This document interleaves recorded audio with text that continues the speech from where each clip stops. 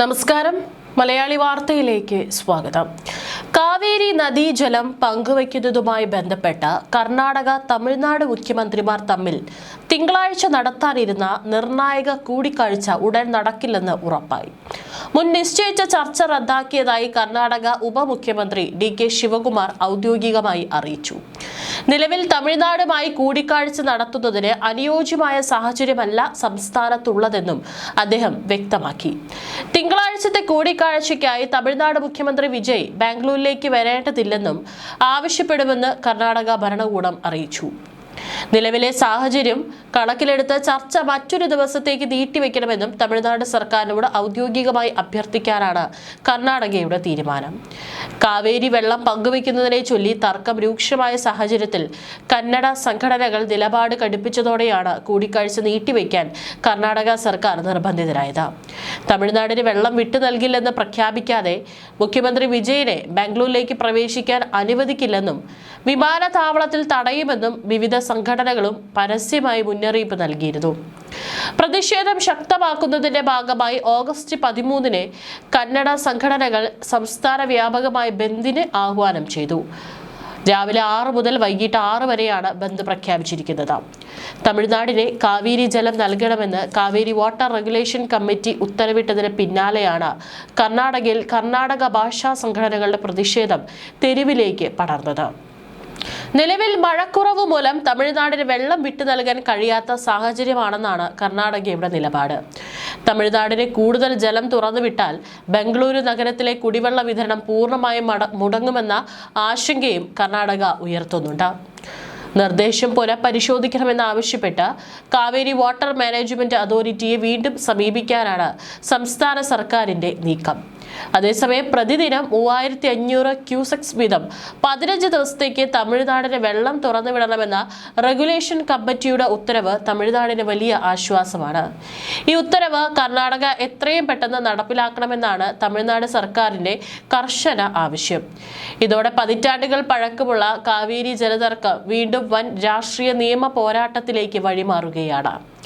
കർണാടകയിലെ കുടകിൽ നിന്ന് ഉത്ഭവിച്ച് തമിഴ്നാട് വഴി ബംഗാൾ ഉൾക്കടലിൽ പതിക്കുന്ന കാവേരി നദിയിലെ വെള്ളത്തിനായി 1990 ട്രിബ്യൂണൽ രൂപീകരിച്ചതു മുതൽ തർക്കം നിലനിൽക്കുന്നുണ്ട്.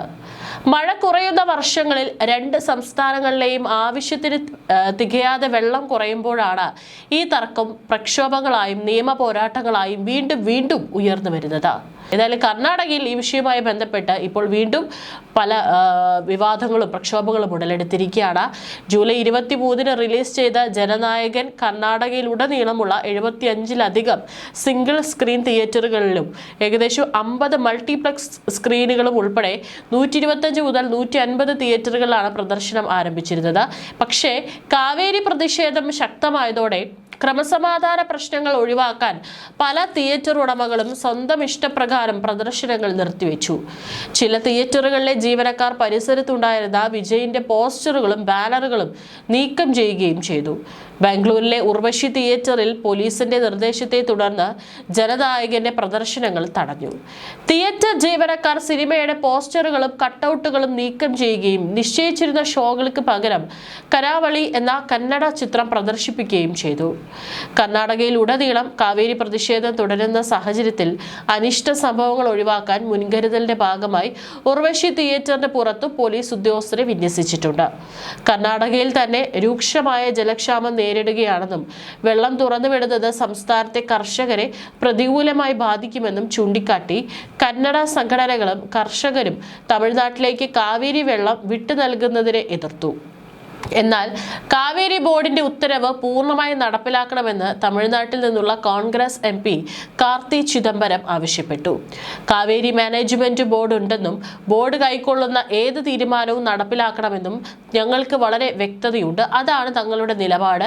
കാവേരി മാനേജ്മെന്റ് ബോർഡിന്റെ വ്യവസ്ഥകളും കരാറുകളും വിധിന്യായവും പൂർണ്ണമായി നടപ്പിലാക്കണമെന്ന കാര്യത്തിൽ തമിഴ്നാട്ടിൽ ഞങ്ങൾക്ക് ഒരു ആശയക്കുഴപ്പമില്ലെന്നും അദ്ദേഹം പ്രതികരിച്ചു.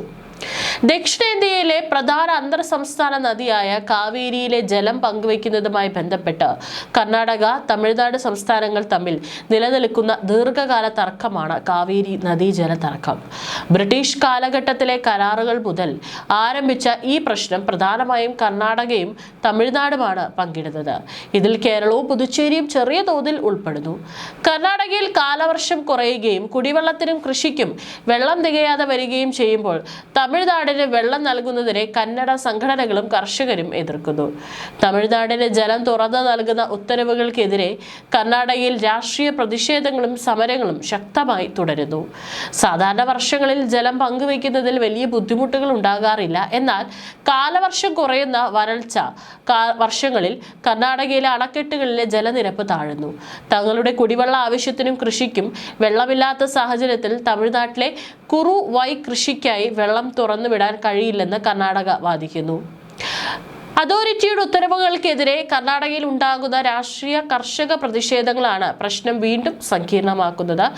ഏതായാലും വീണ്ടും വിജയ് സർക്കാർ അധികാരത്തിലേറിയതിനു ശേഷം വീണ്ടും കാവേരി നദീജല തർക്കം രൂക്ഷമായിരിക്കുകയാണ്.